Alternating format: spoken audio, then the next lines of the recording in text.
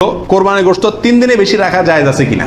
কোরবানির গোশত কিভাবে বন্টন করবেন, কয় ভাগ করবেন, কোরবানির পশু অমুসলিমকে দেওয়া যাবে কিনা, কোরবানিকারীকে কি চুল, নখ ইত্যাদি কাটা থেকে বিরত থাকতে হবে, কোরবানিকারী ব্যক্তি এই 10 দিন দাড়ি শেভ করতে পারবে কিনা, কোরবানির গোশত দিয়ে দিনের প্রথম খানা খেতে হয়, এই কথাটা কতটুকু সঠিক, কোরবানি আর আকিকা এই দুটো একসাথে দেওয়া যাবে কিনা, এটা কমন প্রশ্ন আমাদের সমাজে। কোরবানির পশুর কোনো অংশ বিক্রি করা জায়েজ আছে, পশুর রক্তে নাকি আরোগ্য আছে কোরবানির পশুর রক্তে, এই কথাটা কতটুকু সঠিক।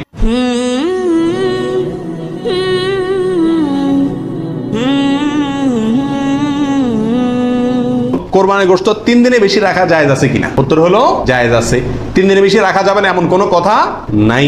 কোরবানির গোশত শুকায়া রাখা জায়েজ আছে কিনা? যে এলাকায় ফ্রিজ নাই তারা শুকায়া রাখতে পারবে কিনা? অনেকে বলেন আমাদের দেশে যে কোরবানির গোশত কি কারণ যায় না, শুটকি বানানো যায় না, এতে গরুর কষ্ট হয়, পশুর কষ্ট হয় বা গুনাহ হয়, এগুলা মন গড়া কথাবার্তা, এটা সঠিক নয়। বরং যে কোনো ভাবে আপনি চাইলে কি করতে পারবেন, গোশত রাখতে পারবেন। কোরবানির পশু অমুসলিমকে দেওয়া যাবে কিনা? উত্তর হলো কোরবানির গোশত অমুসলিমকে খাওয়ানো যাবে, অসুবিধা নেই, শরীয়তে কোথাও নিষেধাজ্ঞা নাই, অমুসলিমকেও খাওয়ানো যাবে। কোরবানিকারীকে কি চুল, নখ ইত্যাদি কাটা থেকে বিরত থাকতে হবে? উত্তর হলো হ্যাঁ। নবী আলাইহিস সালাম বলেছেন, মান আরাদা আন ইউদাহিয়া, যে ব্যক্তি কোরবানি করার ইচ্ছা রাখে, পোষণ করে, ফালা ইয়াখুজ মিন শারিহি ওয়া আযফারিহি শাইআ, সেই জন্য তার নখ, চুল ইত্যাদি কোনো কিছুতে হাত না দেয়। কোরবানির ঈদের 10 দিন আগে, চাঁদ যেদিন উঠবে ওই দিন থেকে নিয়ে ঈদের দিন পর্যন্ত এগুলো করা যাবে না। কি করা যাবে না? চুল, নখ ইত্যাদি কাটা যাবে না, কাটবে না কোরবানিকারী ব্যক্তি। কোরবানি দেওয়ার পরে চুল, নখ ইত্যাদি কাটবে। কোরবানিকারী ব্যক্তি এই 10 দিন দাড়ি শেভ করতে পারবে কিনা? জটিল একটা প্রশ্ন। কোরবানি করবেন, বাকাওয়াতি করবেন, খুব ভালো কথা, জায়গায় এসে ধরা গেছেন, দাড়ি শেভ করতে পারবেন কিনা? উত্তর হলো না। দাড়ি তো কোরবানি করলেও শেভ করা যাবে না, না করলেও শেভ করা যাবে, এটা তো সর্বাবস্থায় চাঁচা হারাম। সেক্ষেত্রে কোরবানির এই সিজনগুলোতে এসে গুরুত্বটা আরো বাড়ে। একে তো এমনি হারাম, আবার কোরবানি করছেন সেজন্য নবী সাল্লাল্লাহু আলাইহি ওয়াসাল্লাম বলছেন আপনি যেন না ধরেন, এগুলোতে হাত না দেন। তাহলে কোরবানি করার যদি ইচ্ছা থাকে, আল্লাহকে সন্তুষ্ট করতে আসলেই মনে চান, তাহলে এই 10 দিন দাঁড়িয়ে কি করতে পারবেন না, শেভ দিতে পারবেন না। খোঁচা খোঁচা দাঁড়িয়ে নিয়ে কি করতে হবে, মসজিদে যেতে হবে। কোরবানি দেওয়া শেষ, এবার কি করতে পারবেন, দাঁড়িয়ে শেভ করতে পারবেন না, তাও যাবে না। আল্লাহ আমাদের বোঝার তৌফিক দান করুন। কোরবানির গোশত দিয়ে দিনের প্রথম খানা খেতে হয়, এই কথাটা কতটুকু সঠিক? উত্তর হলো পুরাই সঠিক। রাসূল আকরাম সাল্লাল্লাহু আলাইহি সাল্লাম থেকে বর্ণিত হয়েছে যে তিনি ঈদুল আজহাতে, ঈদুল ফিতরের ব্যতিক্রম করতেন। ঈদুল ফিতরে কিছু একটা মিষ্টি খেয়ে, খেজুর টেজুর খেয়ে তারপর ঈদগাহে যেতেন। আর ঈদুল আজহাতে সারাদিন কিছু খেতেন না, কোরবানির পশুর গোশত দিয়ে প্রথম খানা খেতেন দিনের। অতএব আপনি গরু দেন, ছাগল দেন, যেটা দিয়ে কোরবানি করেন, দিনের প্রথম খানা কি দিয়ে হওয়া উত্তম? ওই গোশত দিয়ে হওয়া উচিত। গোশতটা তো আল্লাহকে দিয়ে দিয়েছেন, আল্লাহর নামে জবাই করছেন, আল্লাহ আপনাকে হাদিয়া দিয়েছেন, এই জন্য আল্লাহর হাদিয়ার আগে একটু পেটটা খালি রাখেন, আকর্ষণ করে খান, তাহলে ইনশাআল্লাহ সেটা আপনার জন্য, আপনার আল্লাহর হাদিয়াকে আপনি মূল্যায়ন করলেন, সেটা প্রমাণ হবে। কোরবানি আর আকিকা এই দুটো একসাথে দেওয়া যাবে কিনা, এটা কমন প্রশ্ন আমাদের সমাজে। অনেক উলামা ইকরামের মতে দেওয়া যাবে, ফতোয়া শামী ইত্যাদিতে তাই লেখা আছে যে দেওয়া যাবে কোরবানি আর আকিকা একসাথে একই গরুর মধ্যে। আর অনেক উলামা ইকরামের মধ্যে দেওয়া যাবে না।